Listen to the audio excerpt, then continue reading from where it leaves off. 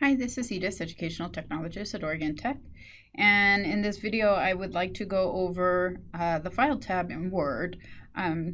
So the File tab is kind of just like where you find all the basic information, either about the file that you have open or how you can open documents and such like that. So as you can see here, I actually cleared up my I turned off all my options for recent and what's been shared with me just so that I can kind of show this to you without any distractions there. So I will change this in a minute and we can see what it would look like when I do change that back. But basically what you want to do here is you have all kinds of information. And so what I'd like to do first, let me go ahead and open a document real quick. Just because it would be easier for me because it'll show you some information there that is not available unless you have a document open. So let me go ahead, that's not where I want to go. Okay, my training documents, and I'm actually going to go ahead and open a Word document because that just seems appropriate for this video. Okay, so, and there's my Word document. So here's my Word document, and again, like I said, it will not show up. It's still taking a little bit of time. You can see down here it was actually had a status going while I was working on it. Opening it. So I'm going to go back to the File tab. So here you can see now that I have information that wasn't there before. And so it has a lot of information about the document itself, and then of course we can talk about protecting the document and checking for issues and managing the document. But first I'd like to go over the properties and the related information here. And we can actually show all properties. And so what's useful about this is, especially like if you do a lot of emailing of your documents and you have a huge document, you'll actually let you know how many bytes of data is available in there. Most email services do not let you send over 1,000 megabytes at one time. So if you have to do that, you can always have a document if you have more than 1,000 megabytes, which is pretty hard to do. This is only 674 kilobytes, and this is a very graphic intense document, and that will take up a lot of space. So you can tell you have quite a bit of room, so you really won't need to do that, but just in case you do, this is how you can find out how much memory is being used by it. How many pages, how many words are available or make up the document. That's really extremely useful, especially if you assign a student that you want them to have a 1,500 page Word document, not page, 1,500 Word document. You can almost come in here and see how many words are here. Of course, it's not going to count out the A's and the thes and the ands if those are something you don't actually allow students to use as part of their word count, but at least you can see where they're kind of at.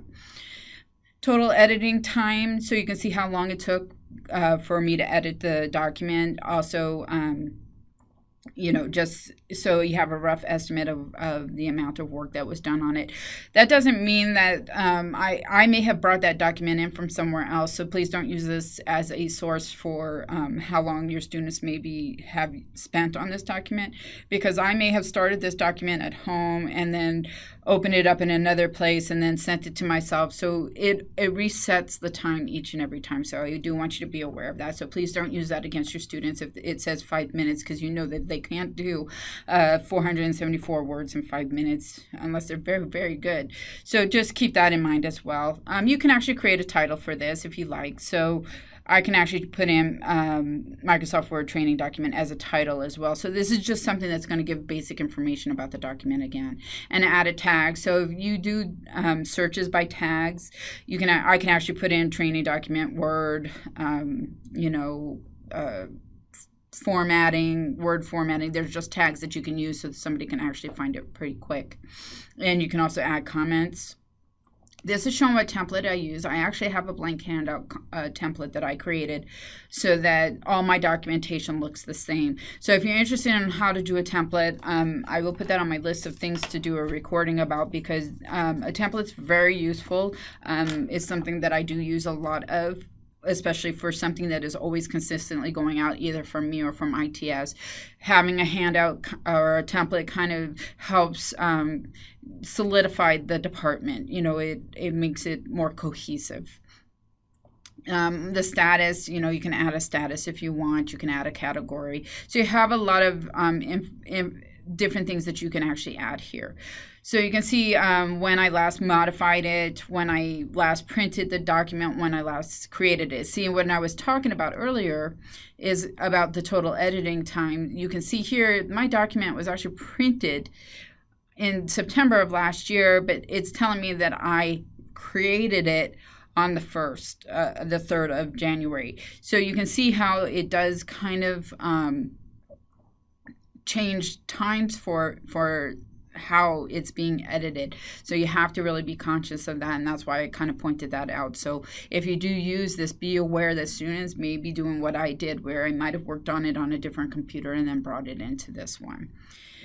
So I can also show who was editing in the document. I can add an author, so if you want to see a student group together, you want to see all the students that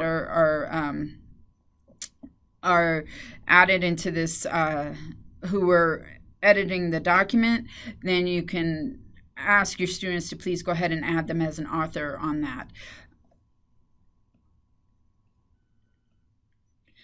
And then again, you can also see who last modified it.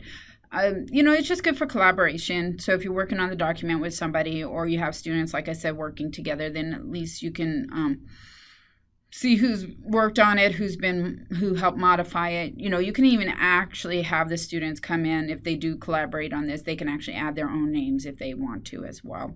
And you can see here that it has an address book. So this is actually going to pull from my Outlook. How it works for the student offsite, I couldn't answer for you. It will definitely be something I can look into if you're interested in that. So just please drop me a line and let me know if that is something that will affect how you might grade something. I can also open the file location where it's located. It shows right here exactly where it's located. All of my documents, I am, again, stressing about using OneDrive. Please use OneDrive because it's easily to access, and especially if students are collaborating, they have one place to go and they can pull the document from there. But if you want to find out where it is, that's where you can also locate it that way as well. So I also have options to protect the document. So this again is something that's very useful for students or instructors. Maybe you don't want the students to be able to edit the document that you bring over. Say you sent them a syllabus. You can actually restrict the editing or encrypt with a password so that they can't open it unless they have the password. Again, I've talked about accessibility. I really want to stress we have students who have certain kinds of disabilities. By doing this, by checking this, you're going to be able to see if those documents are good for every individual that may have either a reading disability, a colorblindness disability, or hearing disability. I mean, these are just checking these things, and you can see it right here on here what it says about the accessibility. If of a student that you have that either has dyslexia or colorblindness, I don't have a program that you can find for the dyslexia, how it would read for them, because I think there's very different forms of that. I'll double check on that. But I do have in my training notebook some useful links, and one of them is to check and see if your document is good for colorblindness. This is mostly for if you're using a lot of graphics or you're using different colors for your fonts. Anyway, so you can just click on that and you can actually see what happened here. And I'm getting a few messages because a lot of this, so even if somebody has a visual disability, they're blind or they're legally blind and can't see certain things, it can actually be read to them. But you can see where I have some areas where Word is telling me to kind of focus that I might have to do something here. So you can see most of these are going to be pictures because I don't have something that is there to identify what the picture is. I could put in here somewhere, this is a copy of the draw tab screen, and then that will clarify it for those individuals who can't see it. And then, of course, I have all of this other stuff in here too. So it just kind of gives you a little bit of information on how you can make your document a little bit better, a little bit more readable for other individuals. So I know I do stress that a lot, but I just want people to be aware that, what may look good for us doesn't always work for somebody else. That's all I'm trying to point out here. Then you can manage your documents. Okay, so if you somehow we have a power outage or your computer shuts down because the battery went dead or whatever, you can actually manage and recover unsaved documents from here.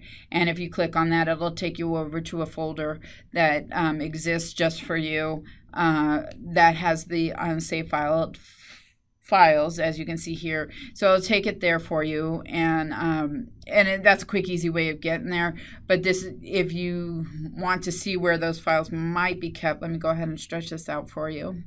You can see that it is here. It won't be this part here where it says Edith Ford, and it'll say your name instead. And that's where the unsaved documents are. So this is actually where Microsoft pulls those documents from when you do lose power or something. It says you want to recover the document. So, of course, then we have new, and this is the splash screen. I know I've talked about this in the options video. I do leave this up because I think it's very useful. I can come in here and just do a quick thing, but what's really nice about it as well is if I click on my personal, it will show you my templates that I have available. And again, that's something that I find is very useful. I like having a template. I like being able to pull them down and be able to use them and not have to recreate the whole document all over again. And again, we have the open with. Now, if you choose to have files shown, you can always go into options and go to, I believe it's advanced, and I will go down towards the bottom here. And yeah, right here. So I can choose anywhere between 0 to 50, or I can choose the quickly access this amount of documents to open. And so I think I had 4 there before. Must be less than or equal to 1. Okay, so we'll just put 1 in there. Maybe I want to do 3 or 4 here. So I'll just say okay. So when I go back here now, you'll see that I have the ability to see 4 of my documents when I go to open. And there's my 4 documents that I was working on. Save, so that just saves the document. You just saw it was really quick and easy. I didn't do anything particular to change where it's being saved to or anything like that.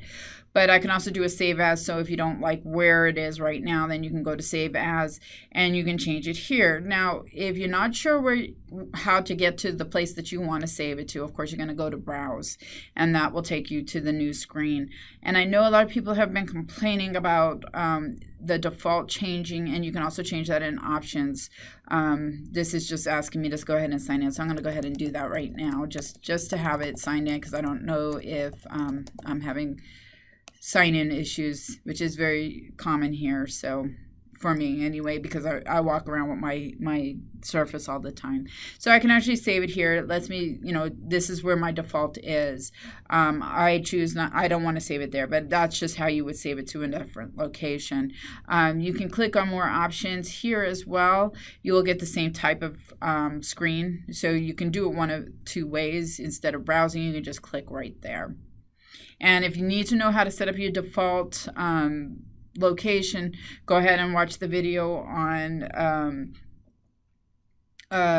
options. It will help you with all of that, because there's a lot of information about that and where to save things and other very useful information. And of course, print. You can choose to print. Nice thing is that we have these Ricoh printers now, so you can actually print with staples. I don't believe we have the hole punch anymore, but you have different ways that you can print. So these are just the ways that you can choose to print. And if you need more information on actually how to set up the prints, please let me know. I'll definitely get to you and work with you on that. Call me, Skype me, send me an email, whatever works best for you. Now, if you're going to collaborate with somebody, and I just really, really want to stress this again, if you're sharing with anybody your documents, they have to be within the OIT.edu organization right now. It will change, but I just want you to be aware that you have it.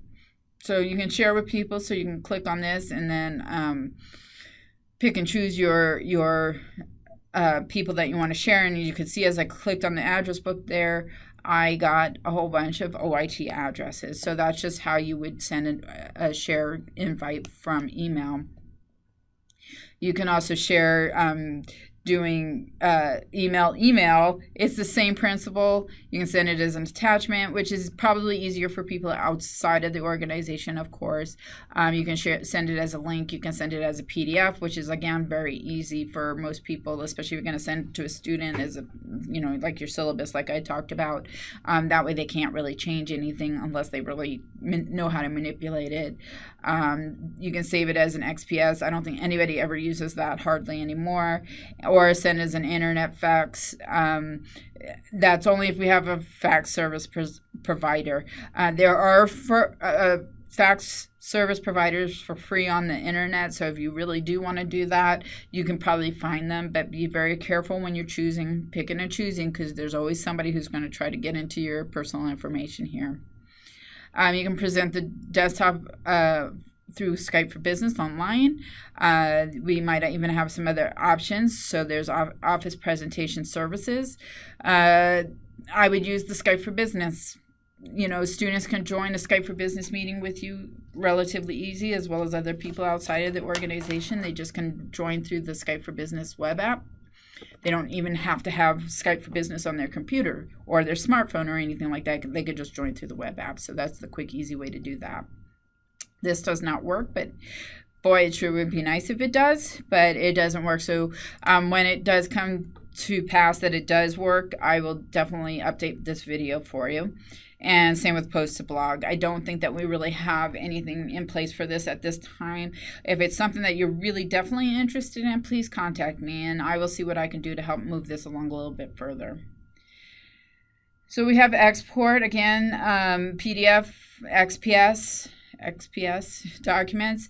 Again, you can create it as a PDF. I think that's the most common way that people are going to use it. So this is just available to anybody who wants to save it as a PDF. You can also change the file type, and you have these different types of files. So if you have somebody who's only got up to Office 2003, you can save it that way. Open Document Text, that's a free service that's available. It's an open office program.